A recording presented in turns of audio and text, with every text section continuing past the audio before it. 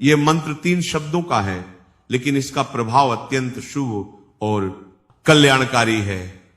जो भी रोज तुलसी माता को जल देते समय इन 3 शब्दों का उच्चारण करेगा, उसके घर में मां लक्ष्मी का वास होगा, उसकी दरिद्रता समाप्त हो जाएगी और उसे अपार धन धान्य की प्राप्ति होगी।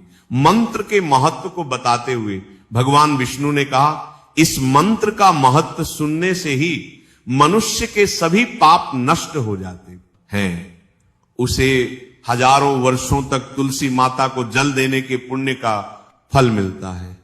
फिर भगवान विष्णु ने देवी लक्ष्मी को एक कथा सुनाई। उन्होंने कहा, दक्षिण दिशा में यम नगरी नामक एक नगर था, जहां रमेश नामक एक ब्राह्मण रहता था। वह अत्यंत पापी और गलत कामों में लिप्त व्यक्ति था। जन्म से ब्राह्मण होते हुए भी वह धार्मिक कार्यों से दूर रहता था। न वह पूजा करता, न ध्यान, ना जप और ना ही किसी का सत्कार करता। वह मदिरापान और मांसाहार भी करता था और हमेशा अनैतिक कार्यों में व्यस्त रहता था। और वह ब्राह्मण दिन में खेत में काम करके पत्ते बेचकर अपनी जीविका चलाता था और रात में वेश्याओं के पास जाता था। इस प्रकार उसने अनेक वर्षों तक अपना जीवन इसी पापपूर्ण तरीके से बिताया। फिर एक दिन वह दुर्बुद्धि ब्राह्मण पत्ते इकट्ठा करने के लिए एक शिष्य की वाटिका में पहुंचा और पत्ते तोड़ने लगा। तभी एक काले सर्प ने, जो काल के रूप में वहां उपस्थित था, उसे काट लिया।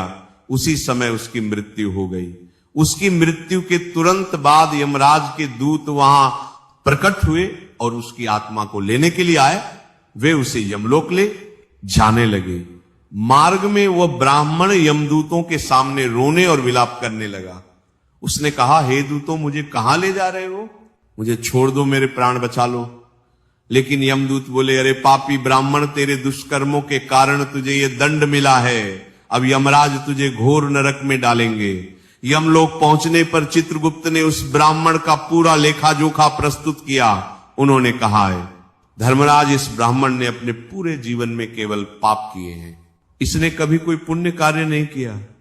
धर्मराज ने दूतों से कहा, हे दूतों, इस घोर पापी ब्राह्मण को नरक में डाल दो, इसे अपने कर्मों का फल भोगना होगा। यमदूत उसे ब्राह्मण को नरक में ले गए और उसे भयंकर अग्नि में धकेल दिया। वह कई वर्षों तक नरक की यातनाएं सहता रहा।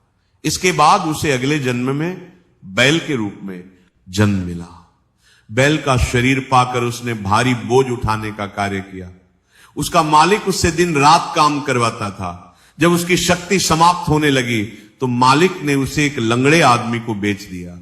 वह लंगड़ा आदमी उस बैल का उपयोग अपने बोझ उठाने के लिए करता था। बैल ने 8 वर्षों तक उसकी सेवा की। फिर एक दिन वो बैल लंगड़े आदमी को लेकर एक ऊंचे पर्वत पर चढ़ा। अधिक परिश्रम और थकान के कारण वह बैल मूर्छित होकर गिर पड़ा और अंतिम सांसें लेने लगा। वहां खड़े लोगों को उस बैल पर दया आ गई। उन्होंने उसके मुख में पानी डालने का प्रयास किया। उसी वे में एक पुण्यात्मा व्यक्ति भी था।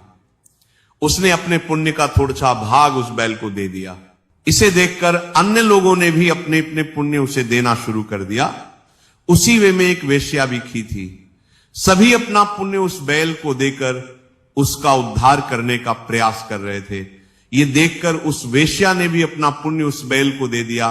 कुछ देर बाद उस बैल की मृत्यु हो गई। फिर उस स्थान पर यमदूत आए और उस बैल के शरीर से उस ब्राह्मण की आत्मा को निकालकर यमलोक ले गए। यमलोक पहुंचने पर उसे यमदेव के सामने प्रस्तुत किया गया। चित्रगुप्त ने जब उसका लेखा जोखा देखा तो वे चकित रह गए। वेश्या के द्वारा दिए गए पुण्य के कारण उसके सभी जन्मों के पाप नष्ट हो चुके थे। यमदेव ने कहा, हे ब्राह्मण, उस वेश्या ने तुझे अपना पुण्य देकर तुझ पर बड़ा उपकार किया है। उसी के पुण्य के प्रभाव से तुम्हारे सभी पाप नष्ट हो गए।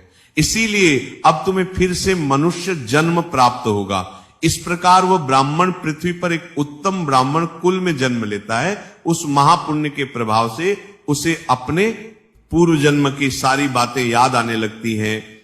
जब वो बड़ा होता है तो उसे ध्यान आता है कि पिछले जन्म में जब वह बैल था तब एक वेश्या ने उसे अपना पुण्य दिया था।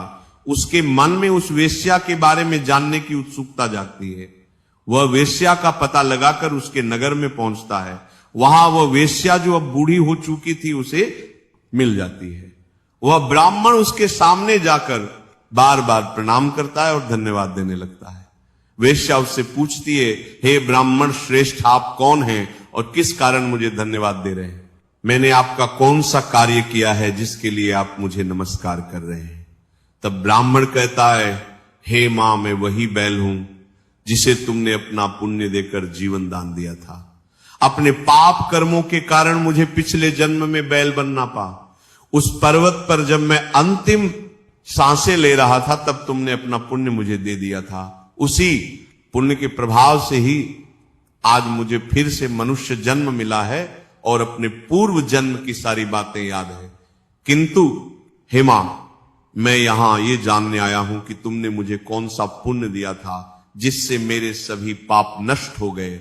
मैं उस पुण्य के बारे में जानना चाहता हूं। तब वेश्या ने कहा, हे ब्राह्मण श्रेष्ठ, मैंने तो अपने जीवन में कोई पुण्य का कार्य नहीं किया है, पर मेरे घर में एक तोता है जो पिंजरे में रहकर हमेशा कुछ बोलता रहता है, जिसे सुनकर मेरा अंतःकरण पवित्र हो गया। वही मंत्र मैंने आपको पुण्य स्वरूप दान किया। फिर वह वैश्य और ब्राह्मण उस तोते के पास गए और उससे पूछने लगे, हे सुख, तुम कौन सा मंत्र बोलते हो जिससे हमारे जीवन का उद्धार हुआ? ये मंत्र तुम्हें किसने सिखाया और इसका क्या अर्थ है?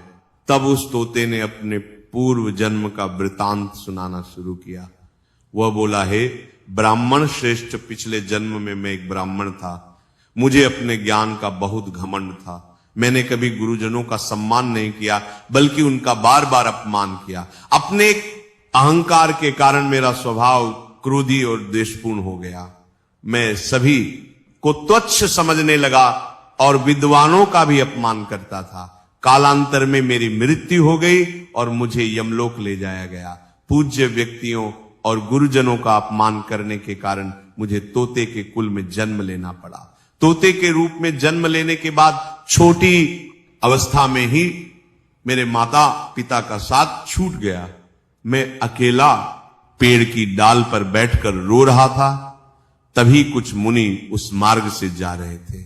उन्होंने मेरी दयनीय स्थिति देखी और मुझे अपने आश्रम ले आए। आश्रम में उन मुनियों ने मुझे एक सुंदर पिंजरे में रखा और मेरी देखभाल की। वे मुझे प्रतिदिन भोजन कराते और मुझसे स्नेह करते थे। उस आश्रम में वे उनकी पत्नियां और बच्चे प्रतिदिन तुलसी के पौधे को जल अर्पित करते और एक मंत्र का जाप करते थे।